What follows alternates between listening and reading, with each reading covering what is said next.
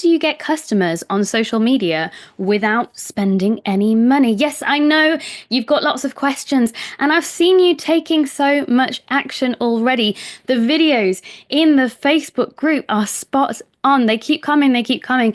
If you haven't done a video yet, please go and do one. Like, I want to see what it is that you're up to, what you're doing, where you're at with your business. It kind of makes this stuff real, doesn't it? Anyway, I've got some experts here tonight, so let's get straight into the content. When I say content, I've been picking out your questions. Some of them you've sent to me on social media, some have been in the Facebook group. I've stuck them on slides for you, so bear with me a second while I open up my slides, and then we'll get on with it. Here we go, here we go. Da, da, da, da, da, da. Oops, let's go back to the beginning.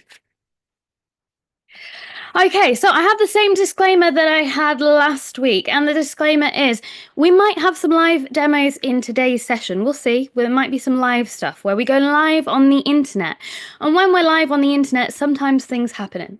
I don't have any control over what comes up on the internet. You may see some weird things, even if I don't type any weird things in. This disclaimer does come from experience. This comes from running the courses, the social media days at Rebel. So if any weird stuff comes up, I promise you I haven't been typing in weird stuff. So just before we get started, I just do want to say that we've got 2 events coming up in Scotland. They've changed slightly, so the dates on them have shifted. We've got the Stirling event that's going to be coming up on the 10th to the 14th of November. So if anybody would like to get onto that event, if you scan the QR code, that will take you through to that one. And the second one I've got for you is in South Lanarkshire. So these are 2 up in Scotland. So if you scan this one, it takes you to that one. So that one's going to be from the 17th to the 21st of November. And I'm very excited about these ones because I'm also going to be there. So if you want to come and meet me and some more of the team and you're local to those areas, please come. We'd love to see you. Next thing, we have case studies. How many case studies have we had so far? We've had a handful of you guys put some brilliant case studies in. If you would like to become a Rebel case study, please scan the QR code. There's a thing for you to fill out on there. It is great not only for us to see how amazing you guys are, but also it gives us a chance to showcase you. So your business is going to be seen by more people if you do the case study. So I 100% recommend doing the case study. Should we get into some questions then? We've done our little setting up bit. Should we dive straight in with some questions? Now, I picked out this one because I thought other people might also be feeling the same. Is anyone else feeling this?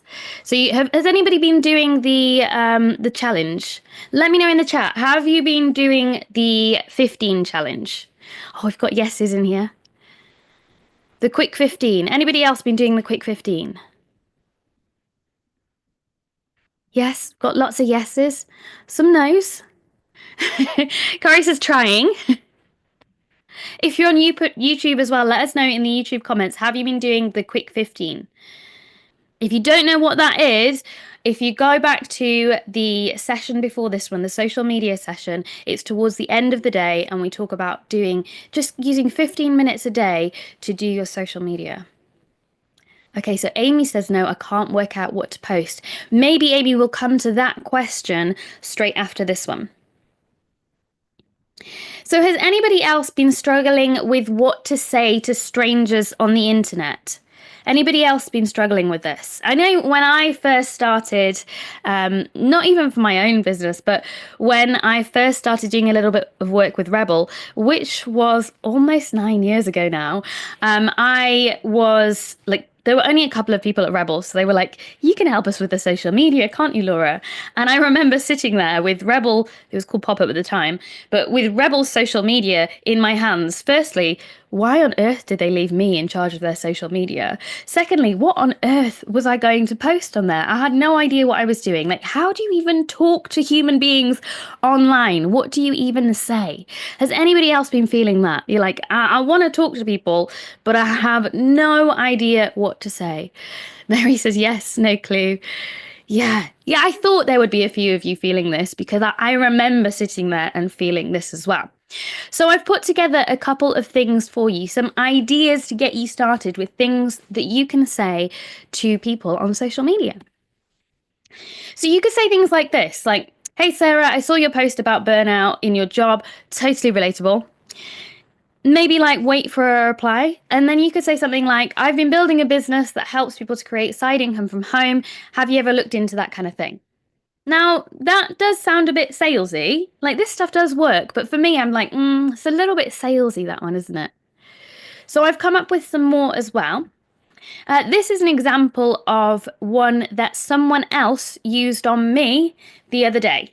So it's literally on the 7th of October. I followed this account. She's called Polly. And I followed her account because I was like, oh, there's a piece of content. And if I don't follow this right now, I'm going to lose it. And I really like the stuff that she's talking about. So I followed her, and then after following her, she sent me this message. It says, hey Laura, I hope you're having a great week so far. I just wanted to pop my virtual head in and say, hey, thanks for the follow. If you're open to sharing what drew you to my weird and wonderful community. So that's what she said. And I replied to her, and then we had this conversation. So straight away, like we're having this chat, she's not actually sold to me anywhere. We're just having this conversation. So in the beginning, it's just about connecting with someone. So I've got some more for you. So, hey, whatever their name is, I definitely recommend using their name. I noticed that we're both into whatever it is that you're into. By the way, take a picture of this screen if you think that it's going to help you. I've got another one after this as well. I've been chatting with a few people lately about how they got started. Would love to hear your story if you're up for it. Like, how does that sound? That could be a good conversation starter for you. Does that sound like something you might reply to? So what I like to do as well is I put myself in the other person's shoes and I think, would I like it if someone else spoke to me like this? Oh, look at Ian. He's fully on it. He's taken a screenshot and he's shared it for you. Yeah, so starting with questions. I love that. Open questions. Right, I've got another one coming up for you as well. So maybe this one will be better for you. Hey, again, always using their name. Because if you don't, like, you know that it's just a mass message that someone has sent to everyone. So, hey, their name. I've been meaning to reach out. I've always admired how you, something about them. Maybe it's the way that they show up on social media. Maybe it is what they wear. I love how you always wear bold, bright clothes. I'm building something new and having lots of cool conversations lately. Would love to hear what you're working on. Like, does that sound like something you could say to someone? What do you reckon? And maybe there's your own version of this. Maybe you want to try having a go at creating something that feels more you. These are just some examples that I'm throwing out there that you might resonate with or that might trigger something in your head.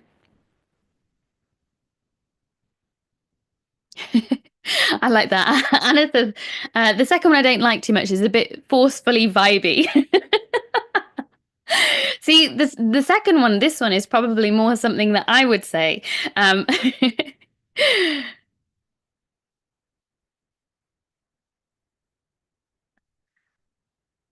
Cool. Uh, I've got an example here as well. Of kind of like how you don't want to reach out to people. So this is a message that someone sent to Simon on LinkedIn. Like straight away, you're reading it. Hi, Simon. As someone who works in coaching myself, I know how stressful it can be. And manage tasks daily. I still focus on core business, so I came up with a solution. Blah blah blah blah blah. Does that sound exciting to you? What do you think? Does this sound exciting? It's not, is it? So instead, it could be something more like this. So this is a conversation that Simon had with someone. It says, hey, Greg, I'd love to connect. I'm just up the road in Leicester and working in your area. Best wishes, Simon. That's it.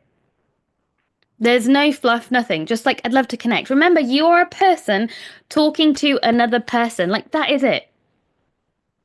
So the person says back, Greg, his name is, he says, "Hi, Simon, thanks for the link up. I would be interested in hearing more about your startup offer. Email me and we can sort something out." He says, "Yes, morning, Greg. Thanks for your message. I'll email you and I'll copy in James, who will do a much better job than me." And then I love this bit because Greg also has a James and he says, "I'm going to set you up with my James so their Jameses can talk to each other." But can you see how this conversation started? He just said, "Hi, I'd love to connect. I'm just up the road and I'm working in your area." That's it. That's all he started with. It is just opening up a conversation with someone. That's what it is that you're doing. And when you're doing this stuff, I want you to be focused on being interested instead of interesting. You're not trying to big yourself up and be like, "I have the most amazing business ever. You should pay attention to me because everything is all about me." No, what we're going to do instead is we're going to get really focused and interested on the other person. And it takes the pressure off you a little bit. Because I'm always like, oh, what if I say something stupid? What if I get it wrong? And when I'm thinking about me, I've got all those worries that are going on inside. But when I turn my focus to the other person, all of that kind of stuff like dies down a little bit as well. Fab. So does that answer your question? Do you think you now know how you're going to go and ask some questions? Let me know in the chat. Has that answered the question? Have we solved this here, or do we need to talk about it a little bit more? Yeah? Maybe you want to even pop some in the chat right now. Maybe you want to have a go at doing this and pop in the chat what you would say, what the next thing is that you're going to say to someone on social media. Be interested. Yes, Anita. Fantastic. So, one of the next questions I had was, what are your thoughts on long form posts such as newsletters and Substack? Now, I'm not an expert on Substack or newsletters, but I guess the answer to this would be a question. And that question would be, who is your customer? Remember that number one marketing question, like what the answer to all the marketing questions are, who is your customer? Like, is your customer going to be on these platforms? Are they going to be reading these long form posts? Dot says, what is Substack? Substack is a blogging platform. You can use it for, you could also use it for your newsletters actually on Substack. But Substack is a blogging platform. Yeah, Clara might even have some insights on this a little bit later when I introduce her. she's she's writing in the chat now. She says it's great. So I've got two guests for you. I don't know if I said that. I've got two social media experts that are coming on today who I'm going to introduce in a little bit. So I tell you what, we'll park that one for a little bit. Next up, I had lots of questions on Canva. So your Canva questions have been around, how can I bulk create? A few people have said, how do I add my logo, my color scheme? And actually, these things that you've mentioned here are all pro features. So these things aren't available on the free Canva. So with bulk create, the way that I'd get around that is I would create one and then copy and paste it and then do the text into the next one. Bulk create is also a little bit clunky anyway and doesn't always work properly. So you could easily spend, I don't even think it would take you that long to copy and paste your stuff into this stuff. So bulk create just means that you have it all in a document and then you paste it and then it goes onto each one. It is a little bit fiddly to use anyway. Alex says you can actually have 3 brand colors on the standard version of Canva. I didn't know that. So that's fab to know. The way that I get around this though is if you want to have your brand colors is have a document with colors that you've selected, turn them into little squares, put the squares with your different colors on them, save that document. Then, whenever you want a new document with your colors in, go and copy those squares and then paste them into your new document. And then you'll notice that the colors will then be in the palette on the side. So that's my way around that. Someone also said about adding their logo and they weren't actually able to add their logo. Now, that might be because you're trying to put it into the brand section. And like I said, the brand thing, I don't think is free on the free version. Um, Please do correct me if I'm wrong. But the way that you would add your logo is you'd add it as a photo. So the same way that you're adding an image, you can add your logo into Canva. So if that is the thing that is holding you back, upload it as an image and then you should be good.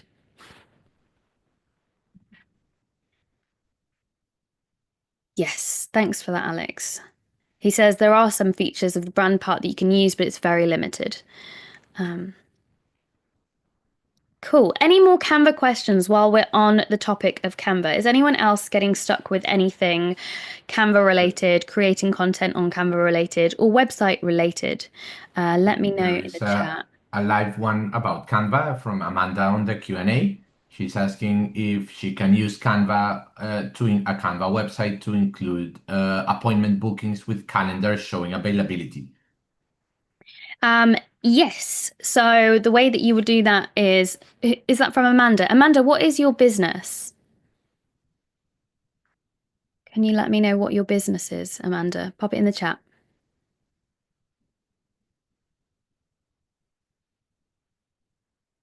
Oh, it's for a nail tech friend. Okay.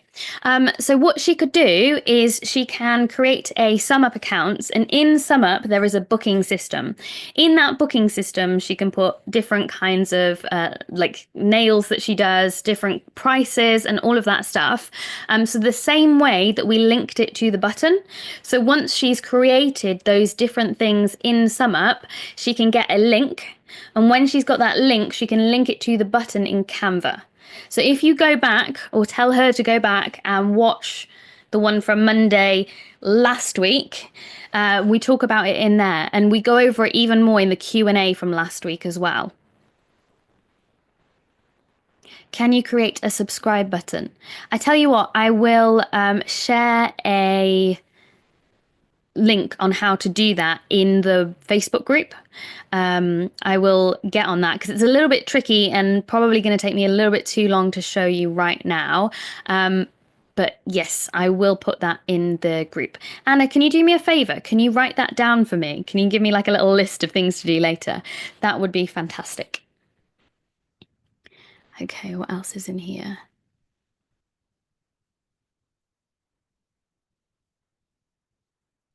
Can I make tabs to go to different sections like a navigation menu, or is this impossible as it's only one page?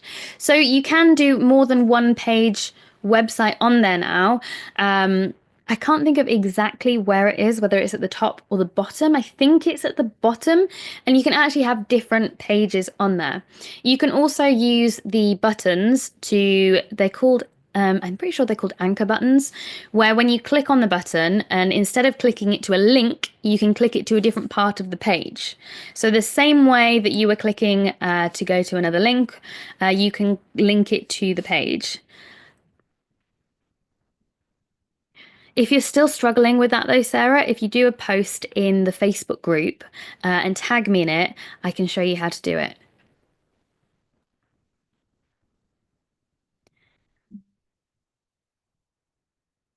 Kim said, I literally made a draft website after the session last week. No prior knowledge, even with buttons. Yes! Love that. I love how you guys have been taking action. There's been some fantastic websites that we've seen, and I have loved seeing your videos in the group. The videos have been so good. And I don't know if you noticed, but I stayed up until midnight on Monday, replying to every single video. I watched them all, every single one of them, every single person who posted a video on Monday. I watched it. And I love it. I feel like I get to know you people a little bit better than just your faces on the screen. I get to hear your voices. I get to see your passions.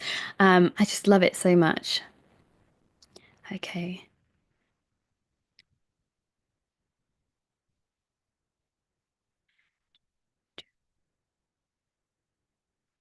Okay, so what's this one? I put an image into Canva hoping it would collect. Um, no, so putting an image into Canva isn't the same as putting the squares with the colors on them because the image is an image. So it's made up of all these pixels and it's not reading it in the same way that it would be reading the color of the square. So if you then put the square in, it will, or any shape, like I just choose squares. Um, but if you put a shape in with the color on the shape, then it like recognizes it as a color. I hope that helps.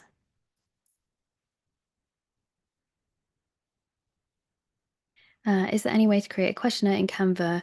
Um, and then, okay, is there any way to create a questionnaire and then for the data from the questionnaire to be populated into a database somewhere? Yes, you can absolutely do that, Anna. The way that I would do that is by doing a Google form. So you create the form in Google, you then link it in the same way as the button. So you use the button, link the form, make sure that it is what's the word? Because I've done this so many times where you publish it, but it's not usable. So make sure that it's like properly published so that people can input the data into it. And then once you've got that link, you can then link that to the button on your Canva site. Yes, yes, Kelly. So making it so that the viewer can read. Okay, let's move on from Canva then, because I'm sure there's going to be like loads of website questions.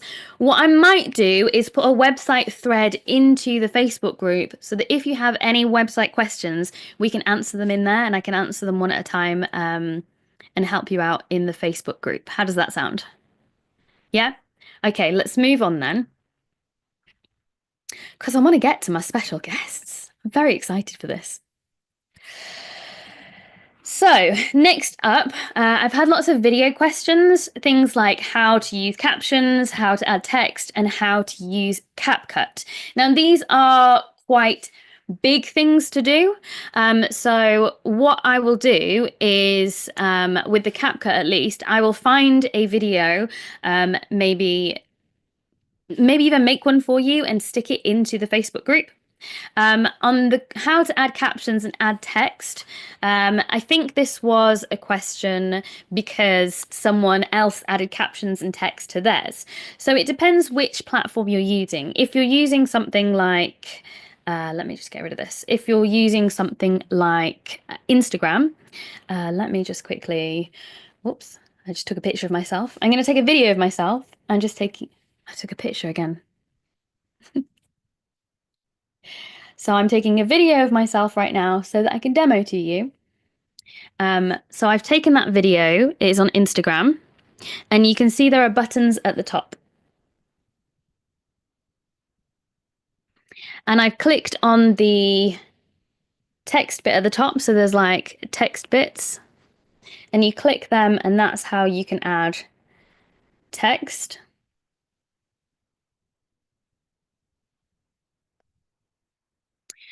So all of that stuff is at the top.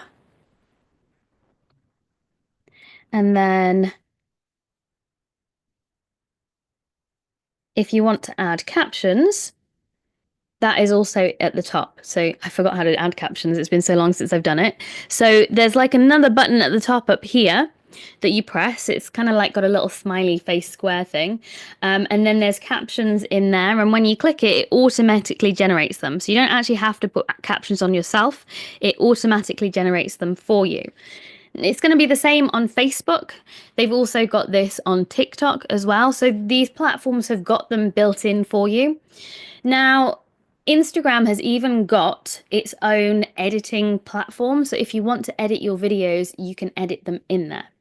If you want to learn how to take better pictures for your business, we've got a bonus workshop coming up for you. So after this course, we've got another workshop coming. Like there are a few bonus sessions, and Naomi is going to be teaching you how to take good pictures for your business too.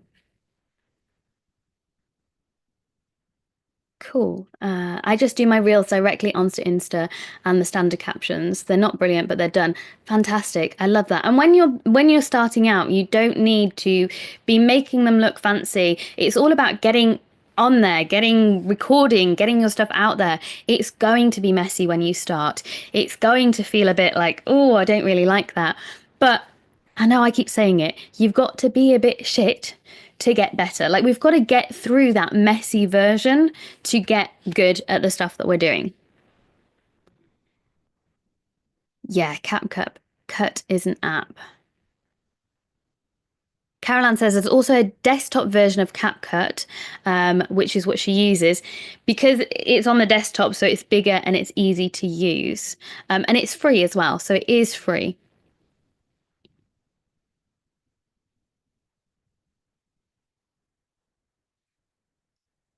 Cool. Right, I think what we're going to do next then is I'm going to get, whoops, let me just close that. I've lost all your faces. There you are. I think I'm going to introduce my guests now because I've managed to get two wonderful guests on here for you. And actually, how I know these people is quite an incredible story. So I know Kelly. I've got Kelly Watts, who is here tonight. Oh, she's got her pineapple bucks there. I know Kelly because, first of all, I think the first place we met was at a networking event. Is that right, Kelly? It was, wasn't it? So we first met at a networking event. Then you were at Alan and Katie's event, and I was like, I know you. I know you from somewhere. So we met there, and then also I have seen Kelly in the news lately. So Kelly, she's going to be talking a little bit about LinkedIn tonight. She is my LinkedIn expert of the evening. And it was the fact that she was in the news that brought her to front of mind. And I was like, I wonder if she would come on tonight. So we've got her. And then I've also got Clara. Now, the way that I met Clara is through social media. So using the tools that we have been talking about, I put out, and I'm going to get a bit real with you here. When you're in business, it can sometimes get a little bit lonely because people don't really get what it is that you're doing. They don't really understand. And sometimes you're like, oh, none of my friends really get what it is that I'm doing. So I went onto social media and I posted in a group, it's called Cardiff Girls, and I said, I need a friend because I don't really have any friends around here who are really get it. So I posted in there and I said all the things that I wanted in a friend and I said all the things I didn't want in a friend. And I put the ad out and I went on what you might call friendship dates. And I saw a load of different people, and Clara is one of the women that I met, and I was just absolutely blown away. And I was secretly left that meeting and I went, oh, I hope she wants to be my friend. Please say she wants to be my friend. And it's now a year and a bit later, and she is now one of my best friends. So let's unmute them and welcome Clara and Kelly, everybody. Hello, everyone. First, thank you so much for the invitation. Nice to meet I've been you. reading the chat. You've all lovely. So very nice to meet you. And hi, Kelly. Hi, nice to meet you as well. I love how you met as well. I love that because I agree. I completely agree. I was going to do a post earlier. You don't realize how lonely business is. You've got partners, you've got friends, you've got family. They don't get it. So, Clara, I'm going to pick on you first. Can you tell us a little bit about what you do and why I have invited you to be my Instagram expert of the night? Absolutely. Well, I've been creating content for over a decade.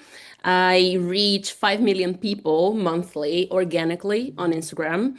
I have an online school called Instituto Futuro Feminino, like Feminine Future Institute, where I have over 4,000 students now, and they all came from Instagram. I'm telling you, it's possible. And no paid ads either. Like, No, just content, community, and people that believe in your work. And also, all my services are catered to women. So women who want to stand out professionally using social media or trend forecasting. And I'm Brazilian, so some of you sent me messages, ¿Cómo está? Como in Spanish. I do speak Spanish, but I'm Brazilian. And I'm here in the UK for my PhD in media, and I'm researching digital feminism and digital influence and how can creators impact the real lives of women. So this is me. I am very excited for your questions. And I want to know more about Kelly too. So I'm Kelly. I'm based in South Wales in Caerphilly. So a little bit how I got started. So 2 years ago, I was a TA. So I was on minimum wage working in the school. And I just one day I was just thinking, there's more to life than this. So I didn't know how to build a business. So I built one anyway. So literally, I'd be on the school run, in between hobbies. I'd sit in my car and I'd sit there and I'd connect with people. I'd message people. I'd record all my videos. So literally, when I first started, all my videos were just in my car. So I didn't have much time. So I used that as a reason to grow my business, not an excuse. So since then, I've certified in marketing and launching, mindset coach, EIT level 3 trainer, and I'm currently training to be an NLP practitioner as well. So I've just done that in the last 2 years. So I got started on LinkedIn because I found that there was a massive gap for it. So I was originally on there because I was a TA helping teachers to leave teaching, and then I grew my LinkedIn to 5,000 connections in under a year. And then because I pivoted, I hired a VA to delete all of my connections, which is really important when you're on LinkedIn and some platforms because your content, everything needs to be going to the right audience. So it was just easier to clear the slate and start again. So now this year, now since March, I've built it up to just under 3,000 connections, I think now. So I like using LinkedIn because it is the B2B platform. It is a business platform, but people are afraid of it. And I like to try and take that fear away and just show you what difference you showing up can help to the person you really want to help. So, the difference, what you support those people with could be potentially earning money. They could take their kids on a holiday. It could be helping them with anxiety, stress, feeling better about themselves. So those challenges, I rather than being scared of LinkedIn, I try to help people show the difference that they can make to those people's lives by showing up. So rather than being afraid, don't think about your fear, thinking about the transformation, the difference you can make to someone else's life. So I try to make LinkedIn calm, take the fear out of it. It's not for corporates. There's 1 billion users on LinkedIn. 65 million of them are business owners. So 65 million people who can potentially buy from you. So when people say I can't find clients on LinkedIn, go back on there. I love that. You're like, if you're saying you can't find clients, you're lying. Fantastic. So I forgot to mention just before this, we are going to do some bio reviews. We were hoping to do them on Monday, but we ran out of time. So if you would like us to have a look at your social media, just like for a quick, remember that snapshot we were talking about? So when we first look at your social media, does it tell us what it is that you do? If you would like us to do your bio review, we're not going to get through everyone, but if you would like us to do a bio review for you, could you stick it into the Q&A section? So pop it in the Q&A section, not the regular chat, but into the Q&A section so that we can collect them all. And after we've answered some of your questions, we can hop into that. Great. So I guess now is question time. Do we have any questions for Kelly and for Clara? And while we're waiting for your questions to come in, Clara, I wondered if you had any thoughts on Substack. Substack is absolutely amazing because you can have your newsletter for free, and it's also social media, but social media with the vibes of the beginning of the 2000s. So everyone is there open to read long text. So if you're like me and you miss just writing a long text format, people will be there in Substack wanting to hear from you, wanting to read. And for me, the great idea of Substack is that you can build a community but not show your face. And this I know is a problem for many, many people. So you can connect with people. You can, yes, is media similar? Yes, it is similar. But Substack is more of a social media than Medium is. And I like this idea that you can build a community, you can sell your services, of course, offering also value, and you don't even need to expose yourself that much. And there are not many platforms that would give you this, apart from LinkedIn, which would be the other one. Fantastic. So I'm just reading through the questions. I have a question from Victoria. I've actually chatted with Victoria before. She's super lovely. And she says, our business is based on my son time traveling through history and sending letters to children about his adventures. The face of the business is an illustrated version of him, as we don't want his real person online. How can we use video content to increase engagement? Any ideas are welcome. They're using Instagram at the moment. So I was wondering if you had any thoughts on that. And I just want to say right now as well, we might not have all the answers, like me, Clara, Kelly, we're not like all knowing.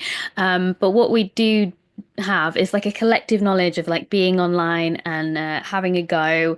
So yeah, there might be questions that we don't necessarily know the answer to. But does anyone want to try and answer that?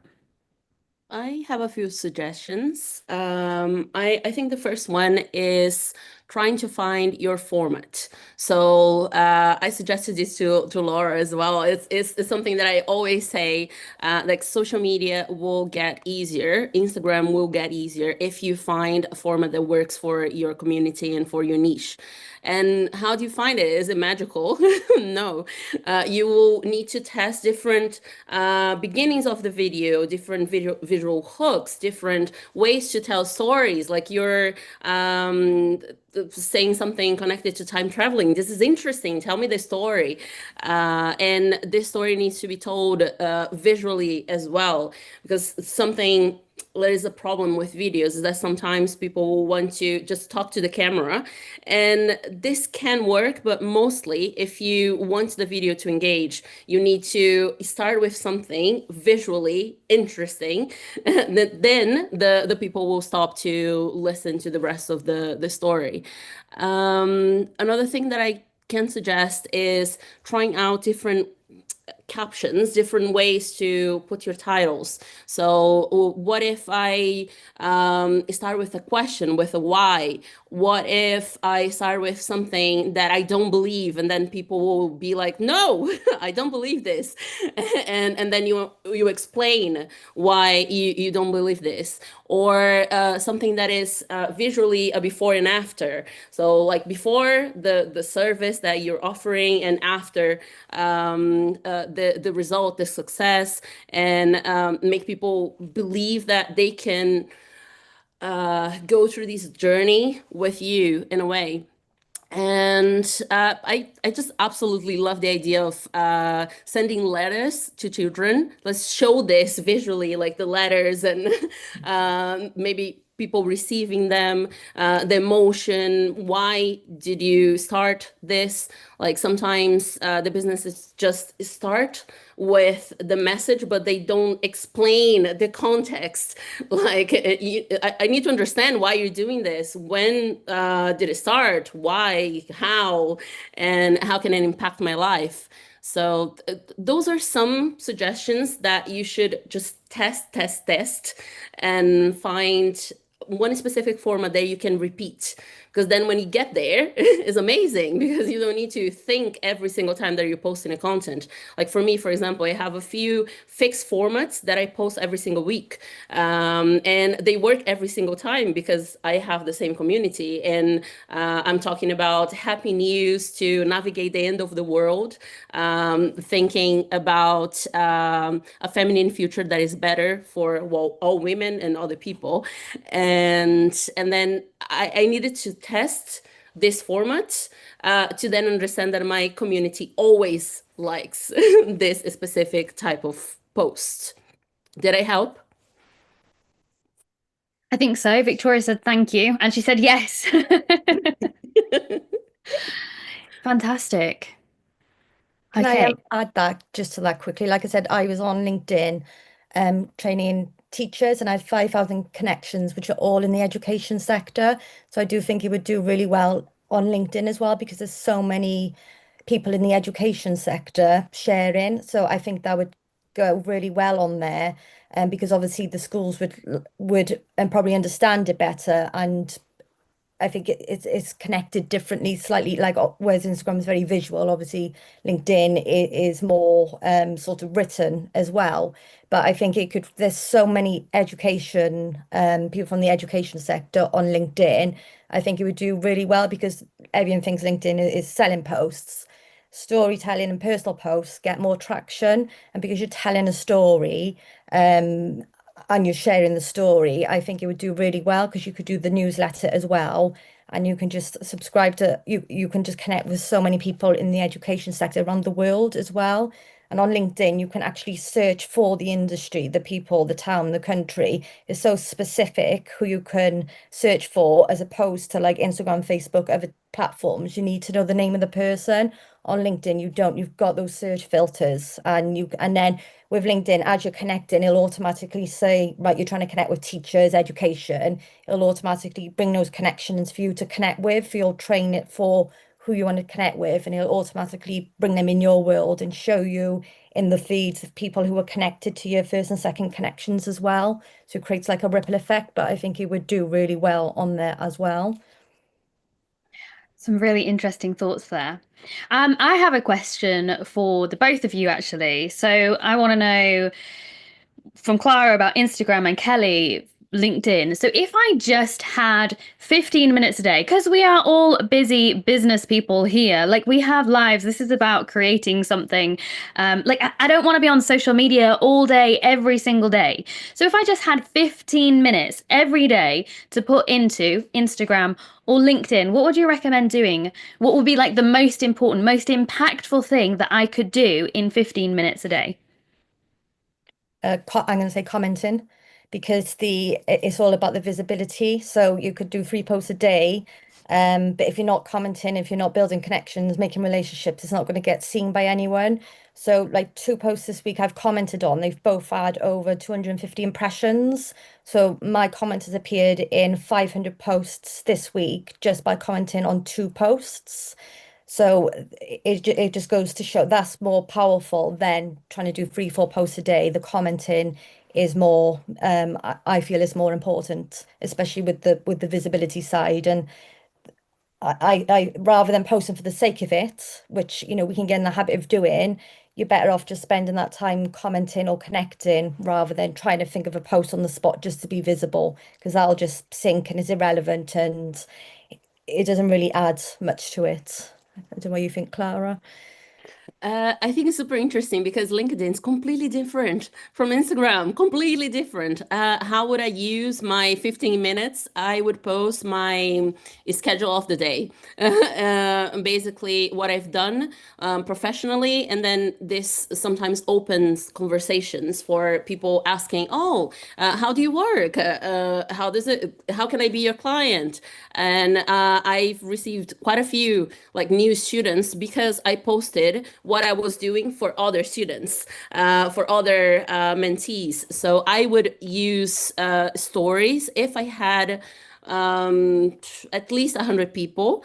If not, then I would use post on feed with like sentences, like impactful, like in my field. For example, if I am a nutritionist, I would be there saying, it makes no sense to have a diet with no carbs. Like I would just post statements and wait for one of them to become something, or to reach more people.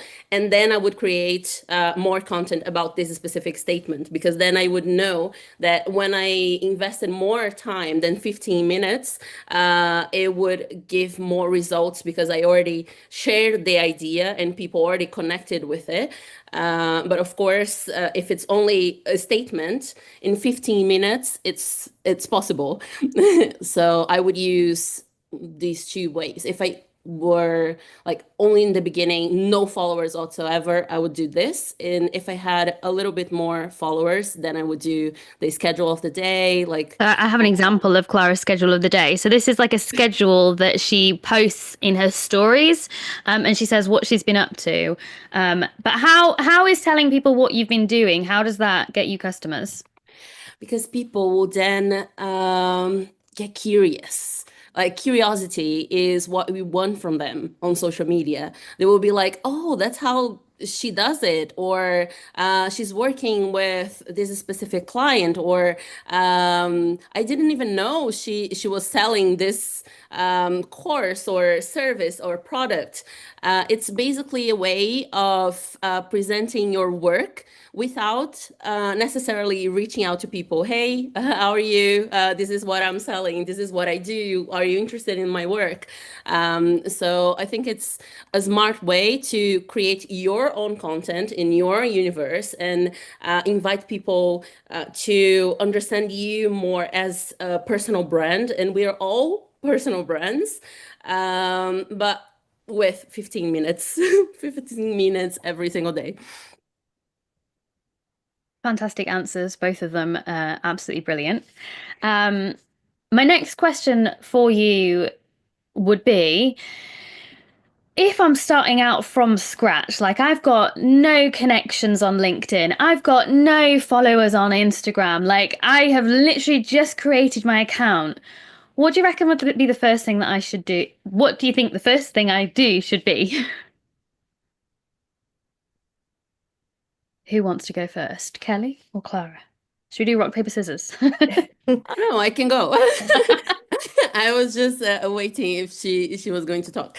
Well, if I were starting today on Instagram, I would just test different formats, so I could find something that I can post frequently without thinking too much. So when you say different formats, what do you mean by different formats? Perfect. That is a good question, because when you're doing every time, like every day, you don't even think to put in more words. But what is a different format? It is one specific structure for a script for a video. So I will start every video, I don't know, grabbing a book and then talking about this book. This is a format.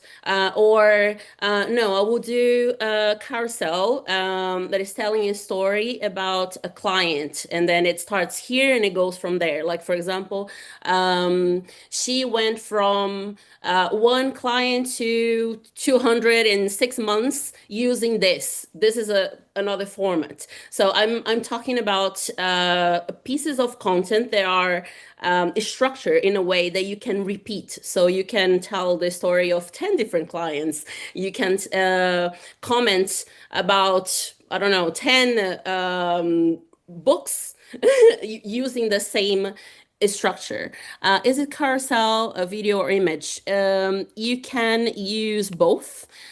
So you can use video inside the carousel, and you can use an image inside the carousel. When I'm saying format, it could be a carousel, it could be a static image, it could be a short video. So how are stories and reels different? The reels are on your feed, and the stories are the ones that will only last for 24 hours. Clara's got an My extra mind hour in just her went day. 24 hours. So I would test different things.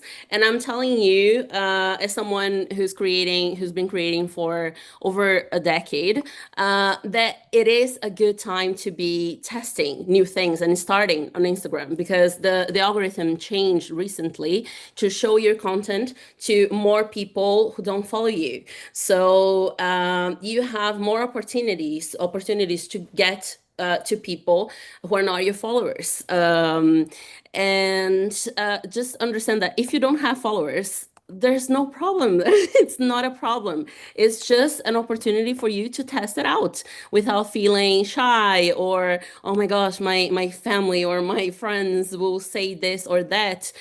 You can even use the test reels. The test reels won't go to your feed. You can decide that only known followers will see this specific content. Do you recommend that? Not posting only there, but it is a possibility if you want to test something completely different. Like I've always been creating about nails, and now I want to talk about hair, or I want to talk about something else. It's an opportunity for you to test it out before you show your followers.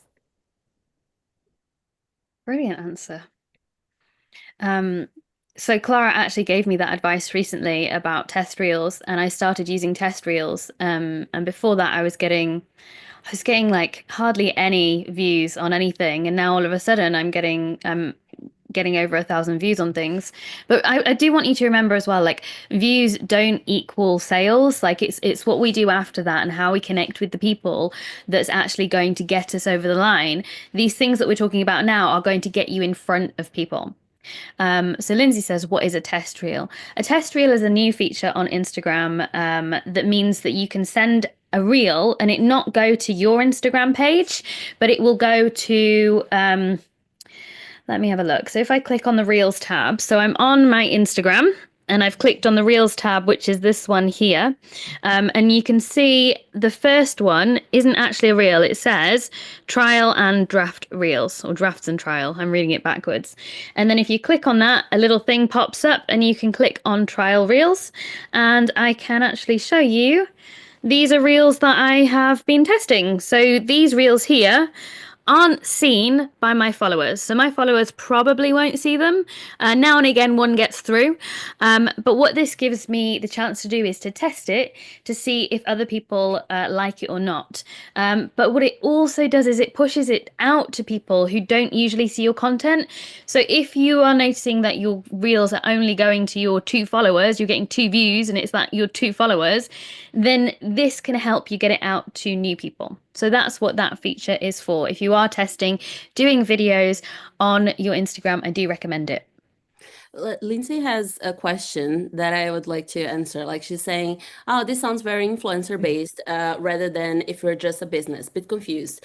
Lindsay, selling something to someone is influencing them. So if you connect to people and if you make people like you, they are many times more likely to buy from you. So what I see on my Instagram is not the views. The views are not as important as the money. So what I understand is, okay, from these, I don't know, thousands and thousands of views, this specific percentage will become money because they will then get to know my business, get to know my story, look for the services, and then they will come to my school.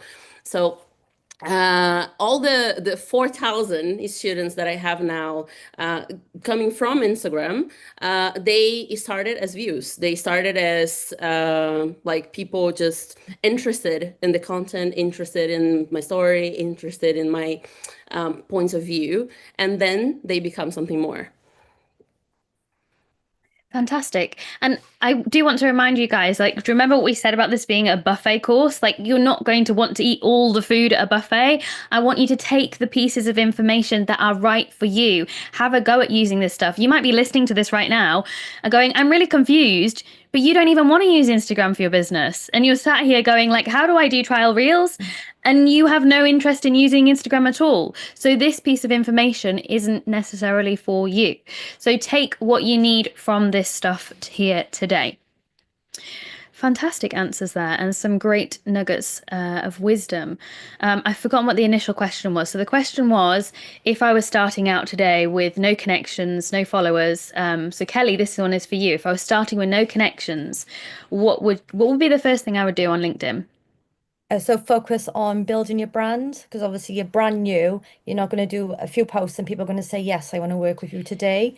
Can So I it's just stop you a second? yep. So what is a brand? When you say a brand, like what is a brand? Does that mean like I'm getting a new logo or I need some certain colors? Like what does that actually mean? So you are your brand. So you might have a business, but the brand is still you, the person. So you're coming onto LinkedIn.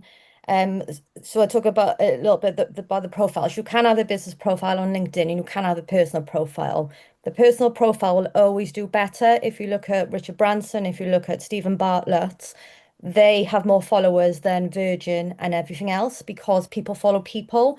So if you are posting on LinkedIn, by means have a have a business page if you want to, but reshare it from your own personal page with your own spin on it, basically. But basically, you want to focus.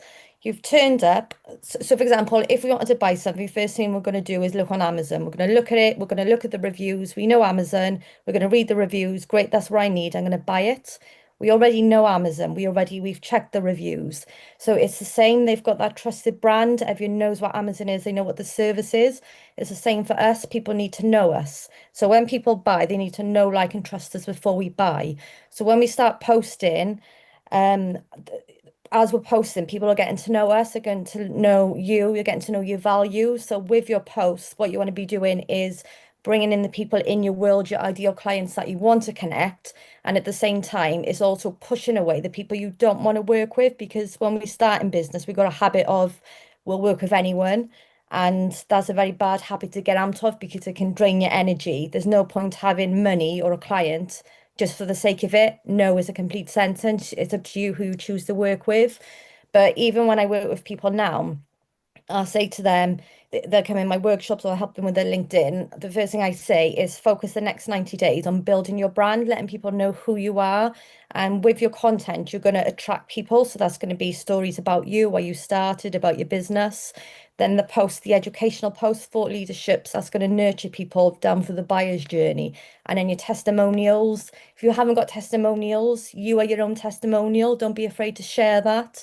And with a new business as well, share your journey because as you're sharing your journey, you're taking your viewers with you. And then when you are ready to sell, they may be at that point where they're ready to buy. So don't be afraid to say, hey, I'm a new business. I wish I had done it. So I do now. I'll post all my mistakes now. I'm not afraid of doing it because it shows I'm genuine. It shows you're human.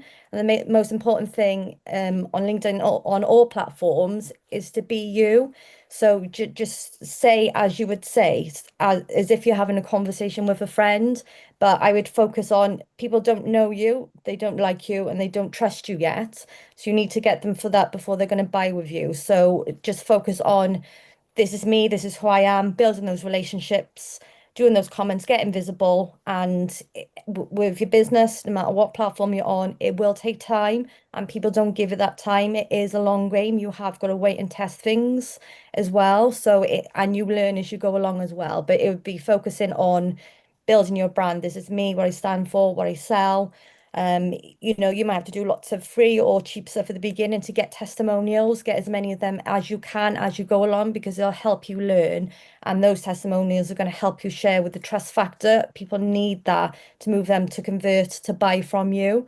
So it's just a mix of them all because people get to know you, they get to know your brand, and you'll bring the right people in, and hopefully then get rid of the people you don't want to work with as well. I all of that fantastic, and this stuff that you're saying, it is not even just for LinkedIn either. No. Like this stuff goes across all the platforms about the testimonials. And I love what you said about not being afraid to not be the final thing. Like when we're starting businesses, we're like, right, we need to have the fully up and running, beautiful version ready before I can launch it out into the world. But actually, at the moment, the best things to watch are these people who are creating these businesses from scratch, and it's a bit messy, it's scrappy. Like we think it's going to be this, but we got no sales, so we had to pivot, and now we're doing this. And there's that story that's happening there, and people love it. People love your story because they get invested in you. They want to know whether it's going to work, whether it's not going to work. They want to know what's coming next. And actually, Simon is going to be doing a session with you on Monday where you're going to be extracting that story, so that you can start sharing the stuff on social media as well. So fantastic answers there. Let's have a look. Are there any other questions in the chat? There are loads. My question is, okay, so I'm planning a marketing campaign, it's in quotations, where I'm sharing the process of building my food and beverage company. My question is, my English is not very good. Will this impact the company negatively? This is a really interesting one, and it has come up many times on courses that I've been running. Clara, you've probably got some good answers on this, as English isn't your first language. But just before we hop into that, I want to tell you about this wonderful woman. Her name is Fatima, and she came along to a course in Camden. And she said to me, she said, how can I do a business? My English is not very good. When I talk to people, when I'm on my stall, people can't, like, they won't understand me. Like, how can I have a business? And I said to everyone in the room, I said, put your hand up right now if over this 2-week course you've had a conversation with Fatima and you have understood what she said. And like almost the whole entire room put their hands up. And actually, the very next day, Fatima got out in front of everyone and she pitched her business. Was her English perfect? No. But she got up there, we all knew what she was saying. She told us about her product, her earrings, and she made sales. Like it was absolutely incredible. And it was incredible to see the whole room of people supporting her. So Clara, anyway, you've probably got some advice for, who is it? Georgios? Well, English is not even my second language. And what I can tell you is if you're not selling English lessons, it's fine. If people can understand you, if people can connect with you, there's absolutely no problem whatsoever that your English is not exactly the same as a native speaker. Like you can tell me, are you understanding me? Can you understand what I'm saying? And can you believe that I know what I'm doing on Instagram? And so if you can say this about me, then absolutely you can think this about yourself as well. Don't worry about it. What if you are a native speaker? I bet your English is better than you think it is. Fantastic. Can I add on just a little comment on the end about that? So with ads as well, obviously if you're new to business as well, bear in mind it's going to be a cold audience. So ads when you start off in business should be more used for lead generation. So either getting them onto your freebie, your lead magnet to grow your email list. Because you've got a cold audience, ads aren't great for selling. So if you did use ads, I would just use it for lead generation, and then it'll give you lots of data and you're paying for the data. So at this point, I wouldn't use it. I would just use it to get known people to join your email list on freebie, and use that data then to help you with your client and your marketing.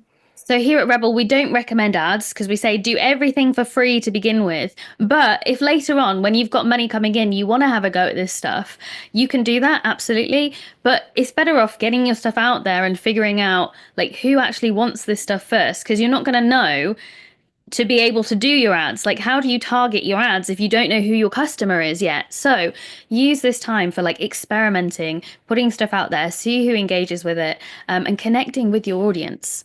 So there is a question here. Any advice on how to engage in social media fully when you're not a fan of social media? Is there any way to not always be engaged on it regularly? So how can we use social media for our business well if we don't like being on social media? Well, I have a few suggestions. I've been on social media for many, many, many years, and I love people, but I don't like to show my life. So most people won't know what's happening with me. Some people won't know even the country that I'm in. And so I managed to do that because I focus on my knowledge. So I don't need to use social media as most people if I can provide knowledge and value, and then people will connect with me through this like intelligence, through this skill set. And maybe you can do this with your work. And how would I do it? I will try and have a specific type of content that you can do it only once a week, for example. You can start from there. Of course, the more content you do, the easier it is to have good engagement. But if you feel like overwhelmed, just start with one thing. Like I will focus on like telling my story. Okay, I'll start from there. Or will show a bit of the process of the thing that I'm making, if I'm making a physical product. Or I will show how I can transform the experience for my clients if it's a service. Like I can focus in one thing, and then if you feel comfortable, because you usually will feel more comfortable if you have the practice, then you go to something else and something else, instead of trying to begin with posting every single day, stories and feed and the carousel and static images and ads and everything else. Like just do one thing until you feel like comfortable and is smart in the process to go to the next stage and next stage. And also understand that social media will depend on how you want to use it. It's not because some people use it like this or that you need to be doing lives or to post every single day or whatever is the new rule, because there are always many rules, people telling you that you need to do this and this and that. And like from the beginning, for example, in my business, everyone would say that I needed to invest in paid media. And I would say, no, I want to invest in organic content, because then everything that enters, every money that enters my account is mine. It's not something that I'm like investing without knowing if the money is there. So I prefer to invest time, because organic content is, you're investing something anyways, you're investing time. And then see how it would get. And the thing is, like, this start is always harder because then you need the first one client, the first 10, the first 15, and then these 15 will bring more people and more people and more people. Just focus in one thing and then you can have time and practice to then do other things and understand how you want to use social media in a way that is not terrible suffering for you. And maybe there's something in the quick 15 that we've been doing. Like maybe you want to set a timer and like every single day you go on for 15 minutes. And it could be that you're doing we talked about Facebook groups on Monday. Maybe it's that you spend 15 minutes a day engaging in Facebook groups. And that's what you're going to do. And you're like, okay, this is my 15 minutes. I'm going to sit down. I'm going to have a cup of coffee or I'm going to have a cup of tea. I'm going to sit somewhere that's comfy. I'm going to make this as nice as possible for me because I hate doing it. Or maybe you go for a walk when you do it. it. You're like, right, I'm going to go for a walk, and I'm going to go down the roads into the woods. Hopefully there's signal there so you can go on your social media. But I'm all about making it as nice as possible. Like if you've got to do icky things, make them as fun as possible. I don't know if anybody's been on the Rebel Finance School, but when Katie and Alan do their finance meetings, they always have like an amazing breakfast out somewhere. When I do my finance meetings, I always go out for a piece of cake when I do it. And the same when I'm doing those things for my business that I don't really want to do, like my admin, I will take my laptop to bed with me and I will sit in bed and get really cozy and do all my admin from there because I make it as fun as possible to do the thing that I don't find fun. Also, networking, because what we said at the beginning as well about business being lonely, that they become your friends, and like w when you get networking, then like online is something now like 27 touch points now before people will buy from you. I'm not waiting for someone to watch my content 27 times before they buy from me. I'm not waiting that long for them to buy. So in networking, you build that trust a lot quicker. So like I get invited to networking groups regularly. I get asked to speak all the time in networking groups. And now like in South Wales, I go somewhere and they're like, I haven't met them before, but they're like, oh, you're the LinkedIn lady. I want to book on your workshops. And I haven't met them. So it's about getting known for one thing as well. So just get known for that one thing and then people will refer you because you're memorable because you do that one thing as well. So it doesn't just have to be social media. Networking grows your business substantially as well. Yeah, that's fantastic advice. I love that. Get known for one thing because then people know you for that thing. I have a question specifically for you, Kelly. So it says, "Hi, Kelly. You've caught my attention. I'm currently a TA on low wages, as you know. I actually thought LinkedIn was for employment, so I deleted it. Is it worth jumping back on, even though I need to relight my expensive hobby?" Yeah, so with LinkedIn, obviously it was originally built for jobs and then businesses started coming on. But it's how you use LinkedIn. So you use it for jobs completely differently to if you're using it as a business. So a lot of people think, oh, LinkedIn, they set it up and they create it as a CV. So when you're a business, it's not a CV because you're talking about yourself and your ideal clients can't see themselves in your profile. So you come on your profile, picture of you, you've got your banner at your top. That's your first marketing tool. So that banner is there, not a Tony Robbins quote. No one gives a S. I don't know if I'm allowed to swear or not, but we don't want a Tony Robbins quote on there. That banner, that's the first thing they see on your profile. You want to be telling them what to do. So mine is go and download my lead magnet because I want them on my email list. Because remember, we don't own social media, we don't own our profiles. So my banner is there, it tells them to download my email list, which is in my headline, and then I've got my niche on there, and then a picture of me, and then I've got my headline. So every time I comment, my headline is LinkedIn training and consultant. So every time I comment on my ideal client, who is everyone I'm connected to, my headline is talking to them. So they get curious, they come on my page. They see my headline. I'm telling them exactly what to do. I'm giving them a command because people need to be told what to do. Then my headline tells them how I help them, and it's got the link to my download, and I tell them to download it again there. So twice now I've told them to get on my email list. Then they get to your about section. Again, lots of people write it as a CV. I've got 20 years experience, this, that. No one cares. So your about section, you're taking them on the buyer's journey. So this is where you're talking to the pain points, the problems, the goals, why you're the person to deal with it. And then I got another call to action, send me a DM to get started. Then you've got your featured section. So this is all before they've seen any of your posts. So you get your featured section then. So my featured section, I've got a testimonial, I've got a link to my newsletter, and I've got a link then to my lead magnets. So before they've even seen my posts, I'm already nurturing them through my page. They've seen my headline, they're curious, they've come on my page and talking to them, so I'm already warming them up. And then they get on to my content. So my content then is attracting content, so that's getting new people in my world. Then I've got my nurturing content, so that's all the thought leadership posts. And then I've got my testimonials, which are then helping to convert people.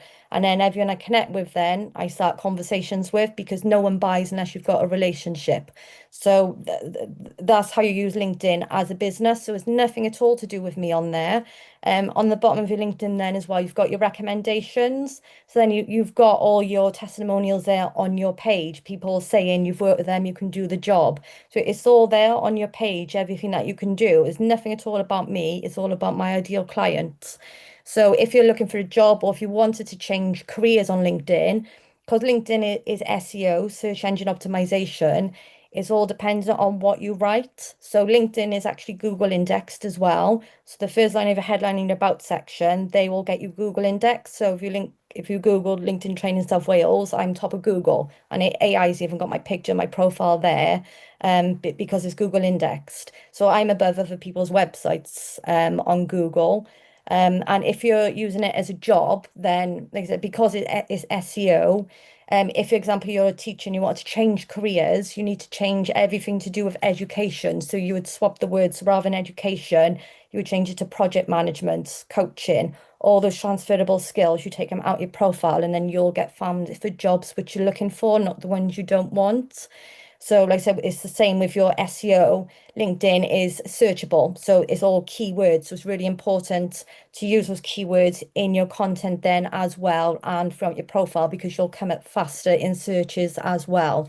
So a little tip with SEO, although it's search engine optimization, as business owners, um, we should really be calling it self-employed earning opportunities, because every time you're found is a time to get paid, is a chance to getting paid. So once you turn your mindset on it from being found to being paid, it makes you show up in a different light as well. What an amazing in-depth answer. There was so much knowledge in there. Thank you so much, Kelly. I think what we're going to do, because there are so many more questions and I want to get into all of them. I am loving this conversation so much. We could just go all night. But what we're going to do next is we're going to do some reviews. So what I've done is I've clicked on a bunch of them who put the full link in there just because it's easiest. And I'm going to share them on the screen now. Let's have a look at these profiles and see if we can do a little review, because there might be nuggets of wisdom in this for everyone as well. So bear with me a sec while I share my screen. Here we go. Can everybody see? We've got Mike on here right now. So this is Mike's LinkedIn. So this is the snapshot. So we've landed on his account. Do we know what Mike does? What do you think? It says who he is. It says that he is Henley Santa, storyteller, author. Yeah. Anna says, it looks amazing. So we've got about down here. So what do we think about this as a snapshot? Kelly, what do you reckon? So with your name, it should be your name, because like I said earlier, you are your brand. So I understand you've got Henley Sandler, storyteller, author, but that should be in the headline. In this bit So here. So is this the headline? Yes. Yes. Yeah. So that should be like who helped the person you solve the person who helped the problem you solve, and how, basically. It's like your niche and a little snippet, or what you do. So this one is difficult, obviously, is very different. But like Henley Santa, I don't know what that means. I think is it a Henley bit is the area. supermarket? So I think he is a Okay. Santa that works in the Henley area. Okay, so I would have that like in the services side, or something else, and like the storyteller, author. Um, Storytelling, what author? I don't know what it means, if you know what I mean. So obviously he's got the picture, he's got the banner of him as Santa, but it could be a bit more of a call to action on it. That Because sounds again, very it could be good. someone just dressed up as Santa. We don't know that's the job as such, if you know what I mean. Yes, that's a great one, I think. So, Mike, we want to know, like, are you someone who dresses up as Santa, In what way are you a storyteller? Are you a storyteller because you tell stories while you're dressed up as Santa? It also says that you're an author. So, like, how are all these things linked together? Because, like Kelly was saying, that they are all different things, aren't they? And we don't know exactly what it is that you do. So, Mike says, I go there when the real Father Christmas can't get there. Fantastic. So what about the storyteller and author bit? What are those bits there, Mike? Let us know. I'm wondering if we can see. Yes, I'm just looking for you. Can we unmute Mike?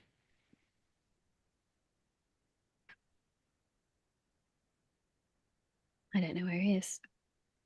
One of the rebel team, can you try and unmute Mike for us? There you are. I've got you. I can unmute you. There you are. Let me also. Right. Yeah.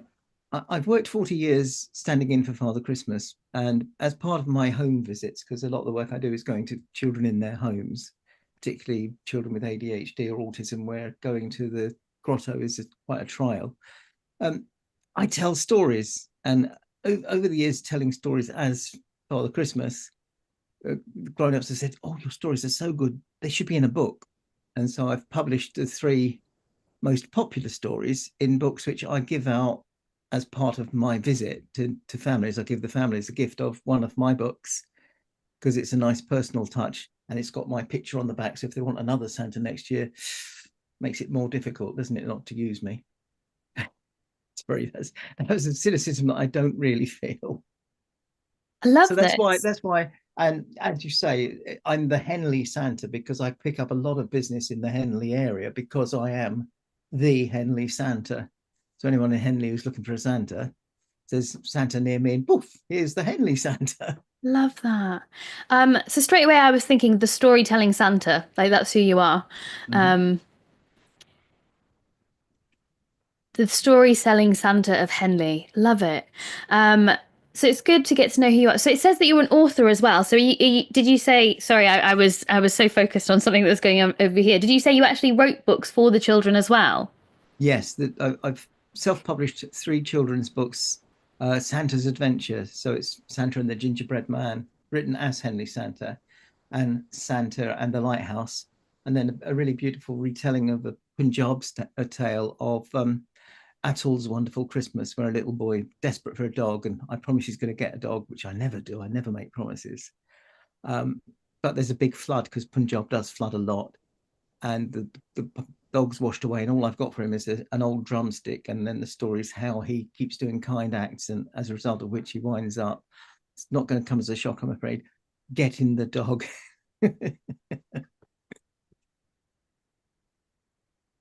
Okay, so any edits that Mike can make, what do you reckon? How could we level up his LinkedIn? So with the headline, like you said, the storytelling Santa, that could be your headline, basically. But the thing to think about as well is that what people are searching for on LinkedIn, or they finding you through your comments, through commenting on the so that's the balance you've got to think of. Is it the problem I solve, or what is people finding me on? Obviously, if you're connecting with those people in your area, they're going to see you. And if like a lot of people know who you are, then they're going to search Santa or the Henley Santa, and then you're going to come up on it. Like I said, with the name, I would take off the Henley Santa storyteller author, because that's more telling people like your credibility, which you don't want to do at that point. At the beginning of your about section as well, you've said if you work at or have children in school and read in the Reading area and would like to see what a storyteller can do for the pupils, rather than that, I would write how they feel after you've read them a story. And then you said the same applies if you have a business that would benefit from storytelling or storytelling training. It is not really, it's quite broad. You're not showing any like outcomes from it. What problem are they having for not knowing how to, what is the purpose of the storytelling? Is it for their content? What is the purpose behind it? She got for 9 months of the year, my main occupation is selling stories. So you said that we've moved out of lockdown. Obviously, lockdown was several years ago. So you could say, Update that. that bit's not relevant now. So did you do it online maybe during lockdown? Maybe you can share that. You continued sharing the joy during lockdown as part of it. Because again, you're talking about lockdowns there as well. Obviously, lockdowns are, maybe you could say the difference is made since lockdown. That if you have stories of how you've helped and how has helped children since lockdown, how you helped them during it, and then share like some success stories in your content about the difference that storytelling made to them when we were in lockdown, because it is still relevant these days. Lots of children have still struggled from lockdown these days. So my son is 10, so he was 5 in lockdown. So, I had to do all of that with him. So it does very much have still a big impact on the children. So I would use that. So again, please let me know if you want to visit from Santa. I would turn that into a command. So I would say DM me if you want to visit from Santa, because you're giving them a choice. We don't, it is more you want to spark a command, because the language we use is really important. So you're giving them a command, DM me if you want to visit from Santa. You said just now about that, how you go into the homes of children with ADHD and read to them at Christmas. I think that would be really important part of your about section, because on its own that's very emotion. We we got 5 buyer personas, but we only buy when they're all backed up with emotion. So emotion is like I said, it doesn't matter what your personality is. If you're a logical person, you like data, they'll still only buy if it's if it's backed up with emotion, which is what your storytelling does. Obviously you've got about the 40 years, so I keep that paragraph in there, because that's showing why you're the person to do it. And again, you said like my professional name is Henley Santa. I've worked in grottos. I'd keep a little bit of that in.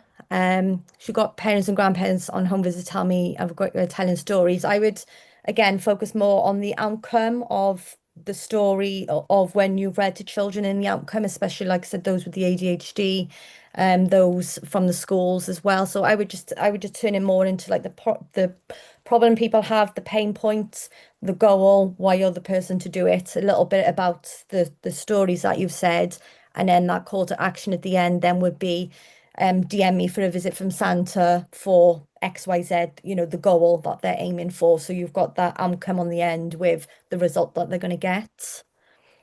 Yep. Do you think it's better to ask them to DM me, or to give them the name of my chief elf, who's my virtual assistant, and say email my virtual assistant or chief elf? It's up to you, because that's going to make it difficult. They've got to copy, they've got to open their Outlook, they're going to put it in, they've got to send the message. Yeah. Could your So VA keep it easy. open your messages on LinkedIn and reply to them instead? Mm-hmm. So, Yep. so because you're sending them off and they're going to open another tab, they might find Facebook on the tab. They're on Facebook. You've lost them. Well, that's me. If you send me Yes. somewhere else, I'm gone. I'm so Yeah. easily distracted. You want to Yeah. keep them on your page, because obviously you're taking them for the buyer's journey on your page. You don't want them to go anywhere, so you want to keep them on your page. So I would ask them to DM and see if your VA can pick up the messages from your DM and build that conversation in with them as well. And then if people have worked with you, you've got recommendations at the bottom of your page. You can request the recommendations. Those that have worked with you, if they're on LinkedIn, ask them to do your recommendation, and then they can be all on the bottom of your page. Or if you have Google reviews, Trustpilot, copy do a screenshot, but tell the story. People just put a screenshot up and say, yes, I'm great, look at me, so and so said so. But what have you done? How have you helped them? And again, it goes back to that story of where they were and how you got them to that transformation of where you wanted them to be, and then how they felt. So again, stories are the most powerful parts. Whatever you on social media, stories are the most important parts. Yeah. Fantastic advice. And hopefully, like I can see Mike, like he's like, let me write this down, and this bit, and this bit. Oh, and this bit. And I'll listen again hopefully, on YouTube. yeah, exactly. You've got that added bonus that you can watch it back. But for everyone here, I'm sure there are nuggets of wisdom in that for you as well. So I want you to be thinking yeah, I'm not Santa, but what could I change on my LinkedIn or on my social media platform for the reasons that Kelly has been stating just here? So, shall we? Thank you so much for that, Kelly, as well. Like that was even more in depth than I expected, and thank you, Mike, for coming on and having a chat with us too. It was much easier when we could actually speak to you as well. So thank you. So next up, we've got Mel. Are you still here, Mel? Clara, this one's for you. We've got a LinkedIn next. Mel, are you still here? Yay. Let's see. Hiya. Can you hear me? I can hear you. I don't know where you are. Your face is not on my screen, but I can hear you. I'm on camera. I'm on camera, but I don't know why I can't see me, but I don't know what's going on. But I I'm got you. There you are. okay, cool. Let's go for it. Perfect. I have to think this so many times, so I'm actually Let me open on my Instagram so I know like how is it on the phone. I'm Productivity. gonna pin you, Mel. Perfect. Yeah, the first thing I would do would be putting more of your name on here because then you are more findable on Google. Because then it's harder to find you when it's just Mel and the okay. coach part. Then if you have a surname or a nickname that you add to the Mel, and then Instagram has this problem where it's not as findable. So we need to make it as Easy to find, easy right? as possible. Okay, Yeah, so I'll put my surname on there. perfect. Another thing that I would do is put on your name here something connected to parents. If you're only Where in the bio? catering Sorry, do to you mean the bio? parents, sorry. Where do you want me to put it in the bio? Here before the mindset coaching, maybe it would be like parents mindset coaching or something like that, because then when people will look on Instagram, like here, they will probably look for children or parents. Then you need to understand how they search for it. Like, do they search for parents or for moms or for children or teenagers? It depends on your niche Niche's when you're parents. Yeah. giving your service. Amazing. I love that you already have your website. This is great. From stretch to super relaxed. This is interesting. However, I think it's too open, like helping parents create balance, resilience, and lasting results. How? Like, what is your method, or what is your if you can define a little bit more here. I I try, like. but it's like limited word count, isn't it? So it's like it is a bit Mhm. tricky, but yeah, Yes. no, okay, I get it. Yes, I would just test it out, like the most that you can give information with the little the littlest like text ever. And the book a call, I could suggest like something more. Informal, like let's talk, let's chat. Let's chat is a good one, but I like to put an action. Like for example, if I'm selling planning, strategic planning for entrepreneurs, just go from here to there with me, and then you're like inviting the person using the call to action, and the call to action is not necessarily the book a call. Then the book a call will be on your website, like book a call with me to reach that to no, and then on your bio it's the premise of the business. This is what I usually do and what I like, and then you would need to remove something maybe from stretch to super relaxed, but to add something that will bring the authority symbol for your bio. What is an authority symbol? Is how many years of experience, or how many clients you have, or if you have a certification, or you're, like I'm very new in terms of business, so like less than like just over 2 years, very few clients, hardly any. So I am accredited like with NLP, perfect. level 5. Perfect. Yeah, that's why I give examples, because then someone can say, "Oh, I've been in business for 40 years. Amazing. Put this on your bio." Yeah. Or, "No, I have an MD, or I have a specific certificate." Amazing. Like, show them that Okay. you're not like someone just saying Yeah. Some who's a credibility coach. behind it. Yeah. Yes, especially on a market that's been filled with liars. Like, you need to show them, like, I'm not like the others. Yeah. I have this, and that makes me different. And I'm not coaching every single person or every single parent. I'm focusing on this specific situation. Maybe talk. And then what I Yeah. would do here, It's here. for the first line, Line.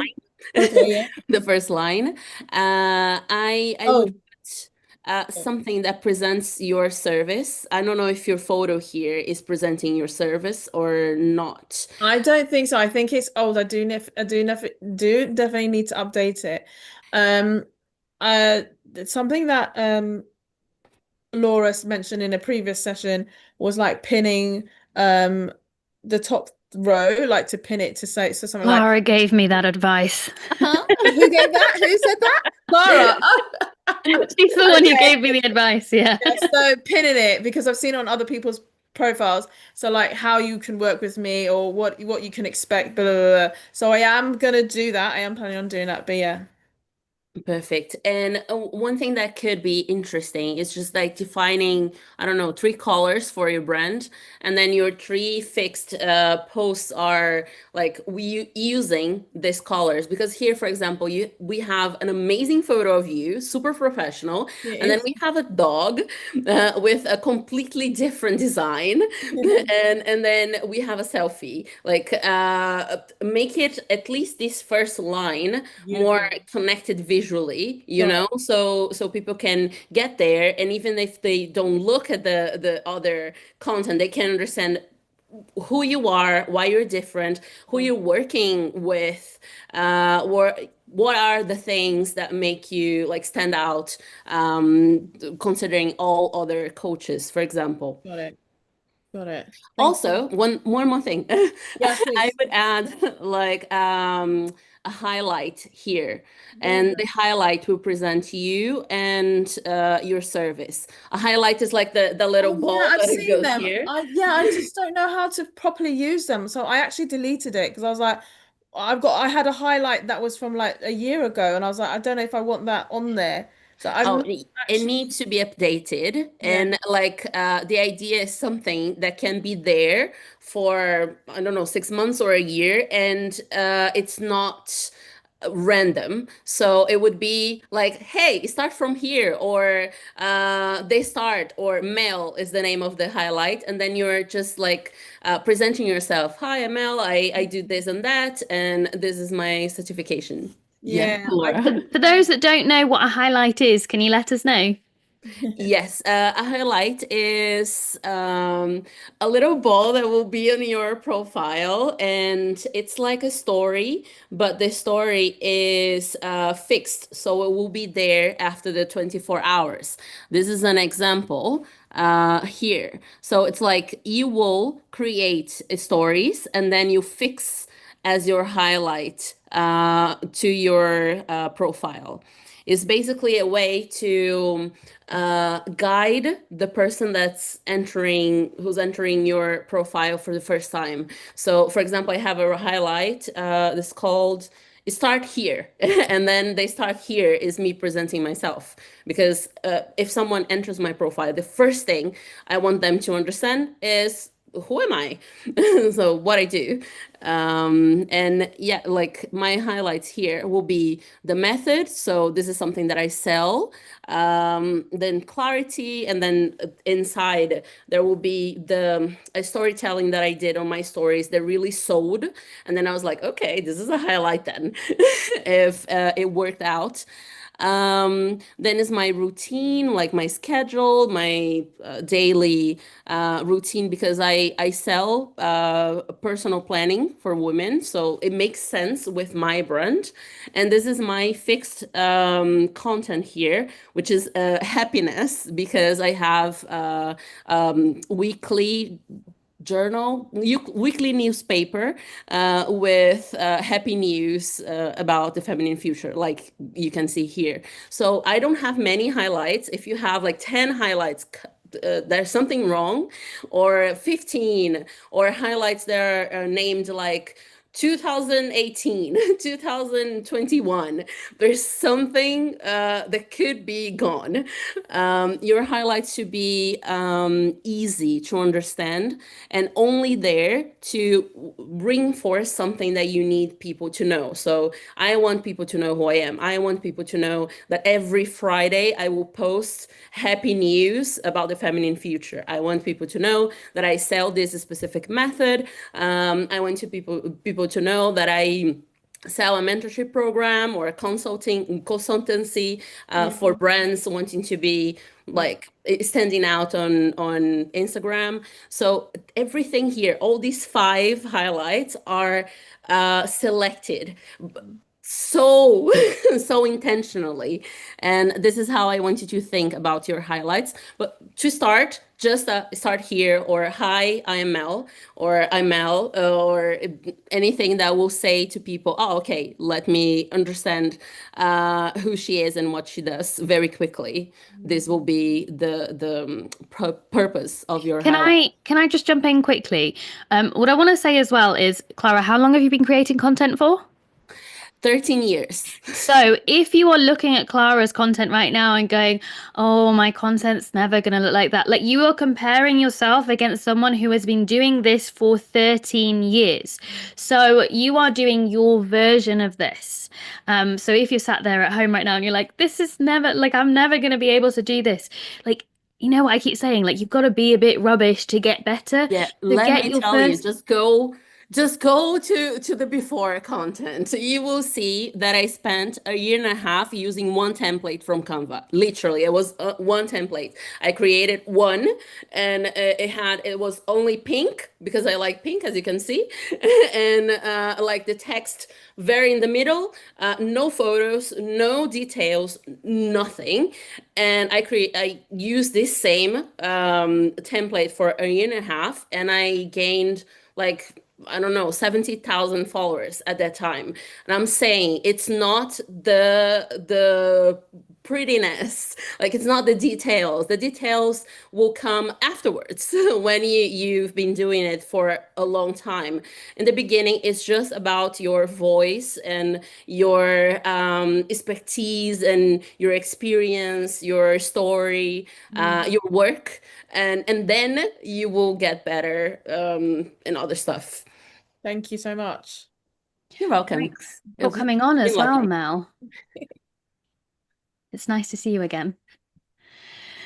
Okay, so I told Kelly and Clara that they could leave at past, and it is now 22 because we just love talking so much. So I just want to do a quick check-in with you guys. Would you like to do another one review each, or do you need to hop off now? No, I'm ready. Yeah, I'm okay. I can stay for a little bit. Okay, cool. Let's do, we've got another Instagram one here. So this looks like a new account because we've got one post on here. I can't remember who said this one. Let's see. Whoever you are, if you're still here, make yourself known. It's in my... Whose account is this? It is...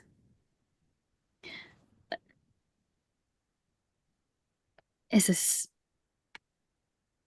Is it Georgius? Is that you? I'm not sure if I'm saying your name right. Georges. You were here earlier. I don't know if you've gone though.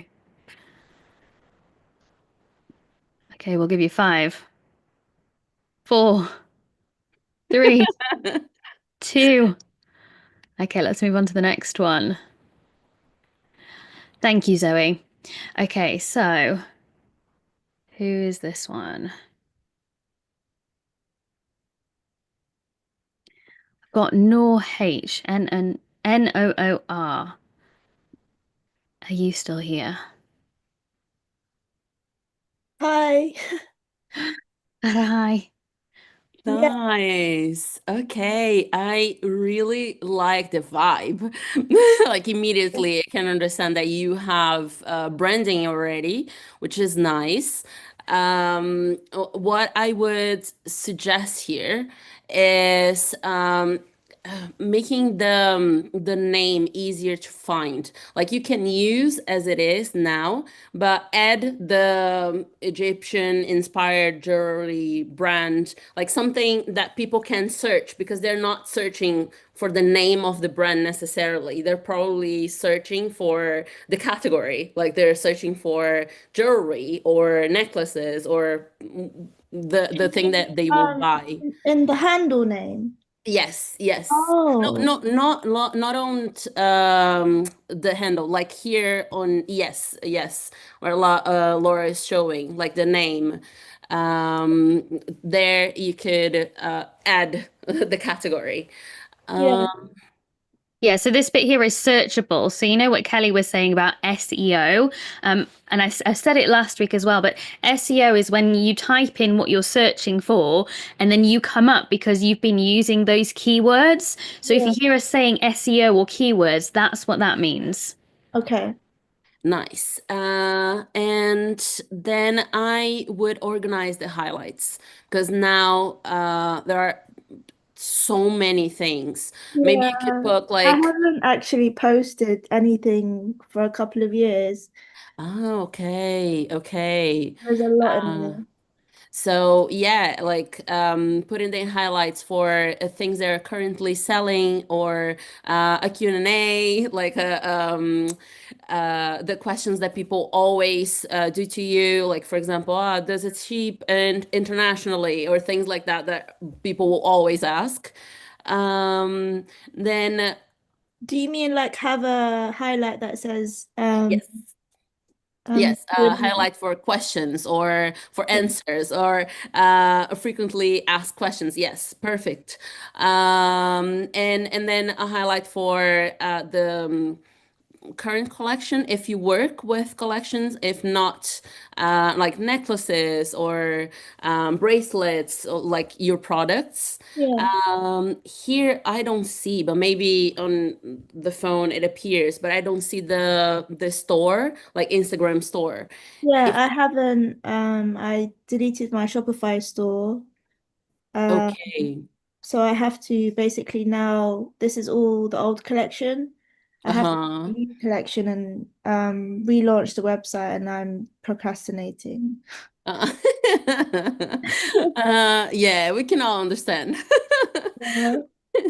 Just make it easier for people to find you, to understand what you do, and to understand a little bit more about your brand. I love that you have Vogue here. Those are both like symbols of authority, the thing that I was telling Mel. And then I would add something about the story of the brand, the Very bad differentials. at being personal. I'm very, I don't know, I find it very hard to talk about myself or my journey or anything like that. You don't need to talk about yourself. You can talk about the brand. Like how did it started? What was the first product? Like tell it as if it's a personal story, but it's a Okay. brand. You Yeah. know, like you don't need necessarily to tell, hi, this is my story. This is why I started. You can tell even with the we, the brand, Yeah. have started this, or our first product was that. Like just telling a little bit more of the about the story, I and used then to do that, and then now I think I want to make it more about me, but because I don't like being in front of the camera, I'm a little perplexed with how to move forward with that problem. You can try and create content that's not necessarily with your face. Like it could be about you creating, and it's just your hands, or the process of making the necklace or whatever. Yeah. And then you're narrating, so it's less jarring. I It's don't like less. using my voice either because it's yeah.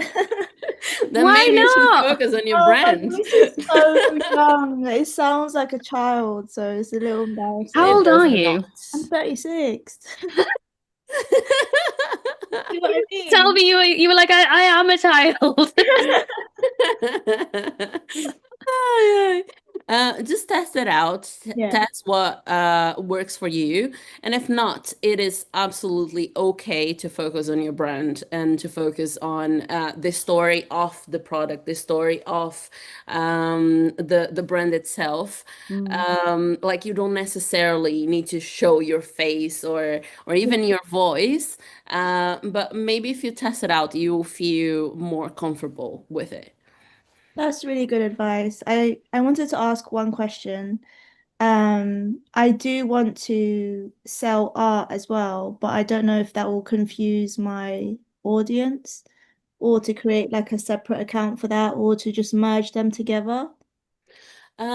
It won't confuse the audience if you tell them why you're selling art as well. Okay. So, like, for example, you can say that you create luxury, beautiful, like art inspired by ancient Egyptian Yeah. aesthetic, for example. And then you sell jewelry, but you also sell art. You just need to understand what connects both of the things. Like you can sell art and jewelry if you're saying that what you're creating is like luxury products with an aesthetic or Yeah. with like a branding universe, Like so I it's want okay. to like use a hieroglyph as the jewelry name and Mob Widow for my artist name, but I don't know how to merge both or just to keep them separate. It will be a decision. It's like a personal decision. You could Yeah, do either.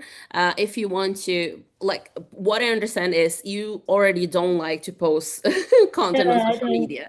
So having two accounts will be difficult, more difficult than if you connected them. So Yeah. what I would do is I would connect the story Okay, so from if I like, did a hieroglyph and then I did my art, it's still okay to post my art with a different name, kind of, because it's me, but I don't know how to. yes. Okay, that's very Yes, helpful. you will know more about your brand than anyone else. Like, it's not like people will be like, "Hey, she's doing it in Yeah, another account," this won't happen. that's It's very helpful. mostly Thank you. about you understanding if you want to have two accounts or if you want to connect the things that you sell into like one umbrella, one Just don't aesthetic know how or to one do it brand. with the names. That's so this is a hieroglyph, but the art would be Mob Widow. That's where I get stuck. Okay, then it would probably be more interesting if you had another account. However, you I could was going have to like a send you. personal account where you sell both. This is like Oh, oh, okay. Cool. Thank you. you're Love. welcome. Like you can use yourself as the umbrella for both brands. So it Yeah, will be like founder of this and that, and yeah, then both brands will have their own like personal, like own different accounts. Or yeah, you can just create two different ones, or yeah, you can change the name that will connect both things yeah. instead of like one is this name and one is this name and they're completely different. Okay. Cool. Let's wrap this up now because we've only got a couple more minutes left. Thank you so much for coming on, and thanks, Clara, for another fantastic review. I don't think we've got time for another review, Kelly, but I was wondering if you could just quickly talk us through your LinkedIn. Yeah, so like I was saying earlier about the banner, so obviously that's my marketing tool. So they've come on. I've got view my services below, but I'm changing that because I've changed my lead magnet. So I'm giving them a command to do. I'm telling them exactly who I help. I've got like a little tagline, basically the outcome. I've got my website on there, which is being built. So don't worry about websites and that. All mine has been organic through social media, not a website. So So when you say lead magnet, what do you mean? So a lead magnet is a freebie. So what we want to do is we don't own social media and we want to get people off social media. So for example, you could be on Instagram, see a good post, and underneath is a nice little cute cat video. You go and watch it, you forget where you are. So a lead magnet is a way of getting people onto your email sequence. So what we do, we'll nurture people through your email sequence because more people actually buy through your emails than they actually do on social media. So people check their emails up to 10 times a day, if not more. So if you think when you email someone, you're literally on their phone, you're in their pocket. There's no distractions, and then people more buy from the lead magnet. So what you want to do, if anything happens to your LinkedIn or anything, any of the social media platforms, you've got everyone's details, you own that data, whereas you don't own your social media profiles. So I want them on there so I can nurture them. So I have an email sequence and then I'll nurture them through my email sequence then. And then with your email sequences as well, then you can tag people who've bought from you. If they haven't, you can do a separate campaign to them. So there's a whole different strategy basically with that.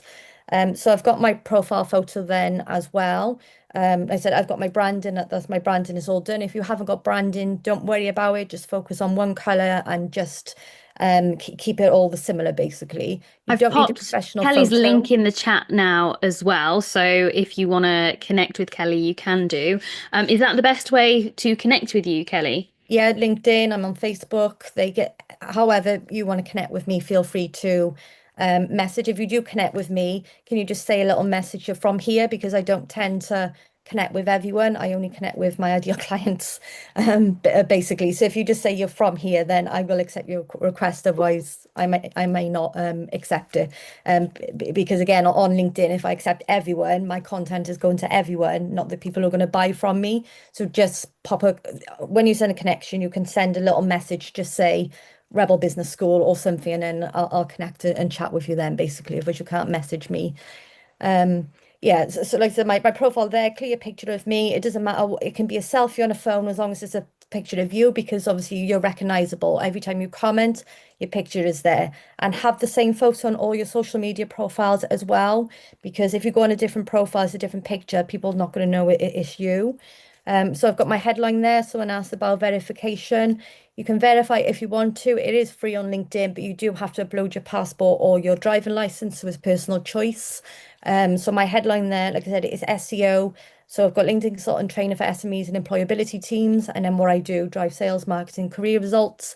And then I've got there, download the roadmap to becoming in demand. And then I've got the link there. When you go further down, then if you go slightly further down, so then I've got my about section. So now my headline on the first line of my about section is what is Google Index. So it's written like that purposely. So when people Google LinkedIn training South Wales, I come up basically. So then I'm talking to my audience's pain points then, that their problem. So does LinkedIn feel like a tick box exercise?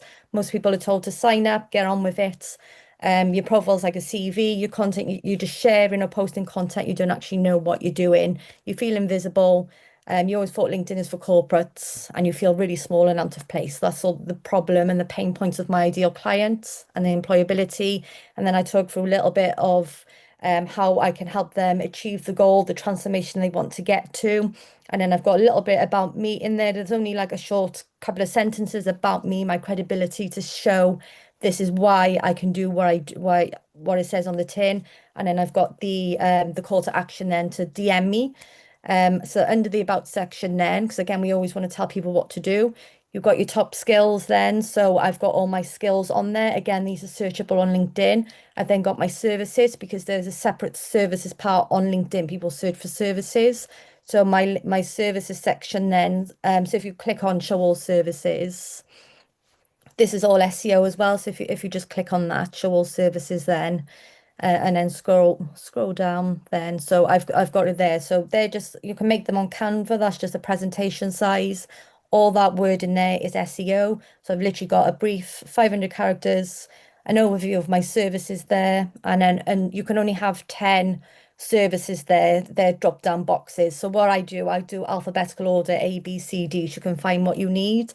And then I've literally just got my services there, just an overview of them, training, employability, consultancy. So it's nice and simple because I want them to DM me. I want that conversation because I said earlier, we don't want to work with everyone, but with that conversation, you're building that trust. You can find out what those deeper problems are to be able to have that conversation to them, lead them to, working with you eventually. So if you just go back then quickly off the services, so just go back. So under the about section then, that's it. So if you go down a little bit more, you've got your featured. So this is, so go up slightly. Oh. That's it. So you've got a feature. So this is like the pin section on Facebook. So on Facebook is at the top of your profile. This is underneath. So I've got my newsletter there, because I use my newsletter as a funnel. So it's another way of like nurturing people through email. Newsletters get lots of views on LinkedIn, they're SEO as well, and it's another way of nurturing them. And then I've got a testimonial there, and then that's my old lead magnet. I've got to change that. That's my lead magnet there. So straight away I'm showing my best bits there. It's like the front line, it's like the front page of a newspaper. That's your headline stuff there. And then you go down So and it's a then bit come like on the pinned bits on Instagram as well. yeah, on Facebook. Yeah, so it's there, and then you come on to my about sec, but and then you eventually get to your content. So that's why it's important to have all the other bits done first of all, because I've warmed them up. I've taken them through the buyer's journey. They know it's my profile is set up like a landing page. So when I'm sleeping, people can come on my LinkedIn, and it's a silent sales partner. It's set up there for them to connect, nurture. And then they go on my posts then. So I've got one today, an introducing myself post. So that's an attraction post and a nurturing. So people new to my world that might get shown to my connections, and they might want to connect with me. And then those who I'm already connected with, it might then move them down. I'm nurturing them a little bit more to want to buy from me. And in the second post I've put there then that's a nurture post there.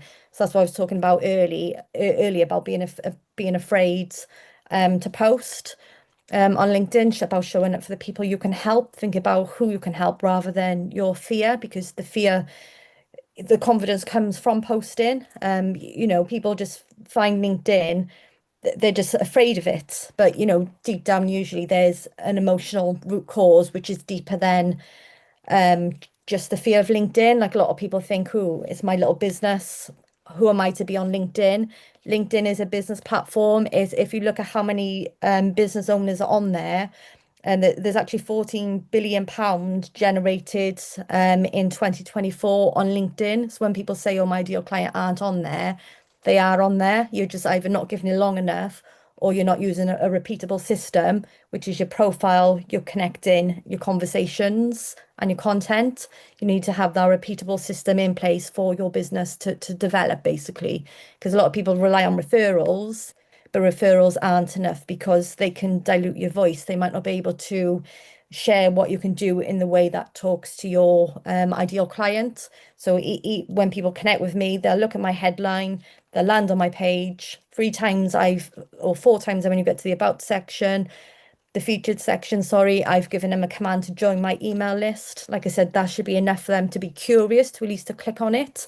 And your lead magnet is solving the main problem that your ideal client has. It's got to be so good that people think, wow, I get this for free. What am I going to get if I work with them? So that's the whole point of the lead magnet, to get them in that first part of your funnel. And then you nurture them through your emails, and then they'll continue to hopefully like follow you on socials as well. Fab. Thanks, Kelly. So if you want to find Kelly, I'm going to post, I'll pop the link in the chat for you there again as well, if you want to connect with her on LinkedIn. Thank you so much. And Clara, we've already had a little look at your profile. Is there anything else that you want to leave us with? I would just tell you an advice, like you just need to start and to understand that this is opportunity. A few years ago, you would need to go door to door. You would need to pay for a space to promote your brand or your business, and now you can do it for free, literally for free, and you can reach people from all over the world. So just start. Don't be ashamed. Don't be afraid. And be sure that someone who's doing well on social media will never judge you for trying, even if you're doing badly. So just do it, and don't compare yourself with everyone, because you don't know if they have a team or if they're doing this for a long, long time like me. Just do what you can, and you will get better and better and better at this. Fantastic. That is great advice. Thank you so much, Kelly. Thank you so much, Clara. You've been fantastic guests tonight. I'm sure everybody in the chat has really enjoyed having you guys on. Like, I've had a fantastic time tonight. It just doesn't even feel like we're working. It's just like having a chat. Oh, what a fantastic session. I have a little message well, not a message from Simon, but let you know what's coming next week. So Simon is going to be back, and he's going to be back for like the whole session by himself. So you may not have had him this week, but you've got all of Simon Payne on Monday. So Monday session is going to be all about leveraging your story, getting unstuck, motivation and confidence. Like, this is the session that really lights him up. It's his favorite thing. So you're going to get so much value out of it.